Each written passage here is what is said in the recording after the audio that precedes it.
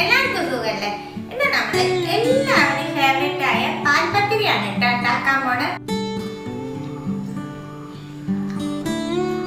അടിപൊളി ടേസ്റ്റ് ആട്ടോ. ഒരു കപ്പ് പച്ചരി എടുത്ത് 2-3 പ്രാവശ്യം കഴുകി 2 മണിക്കൂർ വെള്ളത്തിൽ കുതിർത്തി വെച്ചേക്കണതാണ്. ആവശ്യത്തിന് വെള്ളം ചേർത്ത് നല്ല ഫൈനായിട്ട് അരക്കാട്ട.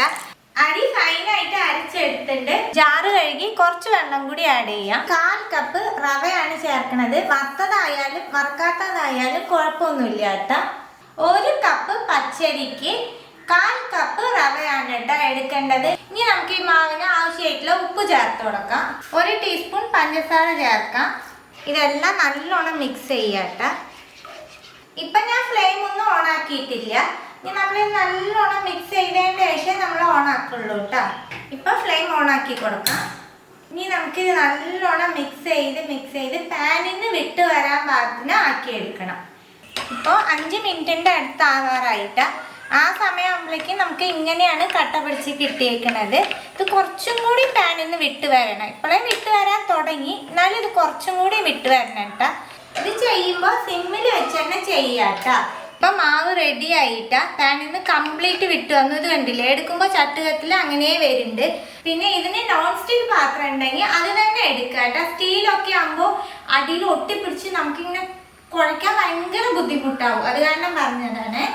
ഇനി നമുക്ക് ഫ്ലെയിം ഓഫ് ആക്കിയിട്ട് ഒന്ന് കൈ വെച്ച് നമ്മൾ കുഴയ്ക്കാൻ പാകത്തിനുള്ള ചൂടാവണ വരെ വെയിറ്റ് ചെയ്യാം. കൈ വെച്ചൊക്കെ കുഴയ്ക്കാൻ പറ്റും കേട്ടോ. 1 ടേബിൾ സ്പൂണോളം വെളിച്ചെണ്ണയാണ് ചേർക്കുന്നത്. നമ്മൾ മാവ് മിക്സ് ചെയ്തെടുത്തപ്പോൾ എങ്ങനെയായാലും കുറേശ്ശൊക്കെ കട്ടകൾ ഉണ്ടാവും. ആ കട്ടകളൊക്കെ ഒടിച്ച് നല്ല സോഫ്റ്റാക്കി നമുക്ക് കുഴച്ചെടുക്കാം കേട്ടോ. എത്ര സോഫ്റ്റാക്കി കുഴയ്ക്കാൻ പറ്റുമോ അത്രയും സോഫ്റ്റായിട്ട് കുഴച്ചെടുക്കുക. നല്ല സോഫ്റ്റായിട്ട് കുഴച്ചെടുത്തിട്ടുണ്ട് കേട്ടോ. ഇനി നമുക്കിത് ചെറിയ ബോൾസ് ആക്കി എടുക്കാം. കയ്യിൽ ഒട്ടുകയാണെന്നുണ്ടെങ്കിൽ കുറച്ച് എണ്ണ തൊട്ടോളൂ. ഇതുണ്ടല്ലേ, ഇതുപോലെ എല്ലാം നമുക്ക് ബോൾസ് ആക്കി എടുക്കാം. അപ്പം നമ്മൾ എല്ലാം ബോൾസ് ആക്കി എടുത്തു. ചപ്പാത്തിക്കല്ലിൽ ഓയിലല്ല കേട്ടോ, വെളിച്ചെണ്ണ സ്പ്രെഡ് ചെയ്ത് കൊടുക്കാം. ജസ്റ്റ് ഒന്ന് ഫസ്റ്റ് കയ്യിൽ പരത്താം കേട്ടോ. ചപ്പാത്തിക്കൊക്കെ അമർത്തി പരത്തണ പോലെ ഒന്നും പരത്തണ്ട, ജസ്റ്റ് ഒന്ന് പരത്തി കൊടുത്താൽ മതി കേട്ടോ.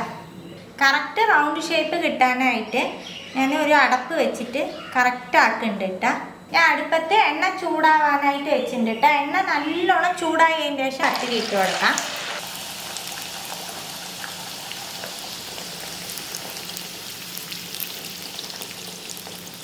അപ്പോൾ നല്ലോണം പൊന്തി വന്നിട്ടുണ്ട് കേട്ടോ, നിങ്ങൾക്ക് കാണുമ്പോൾ അറിയാം. ഇനി നമുക്കിത് തിരിച്ചിട്ട് കൊടുക്കാം. അപ്പോൾ ഒരെണ്ണ റെഡിയായി, നമുക്ക് എണ്ണയിൽ നിന്ന് മാറ്റാം.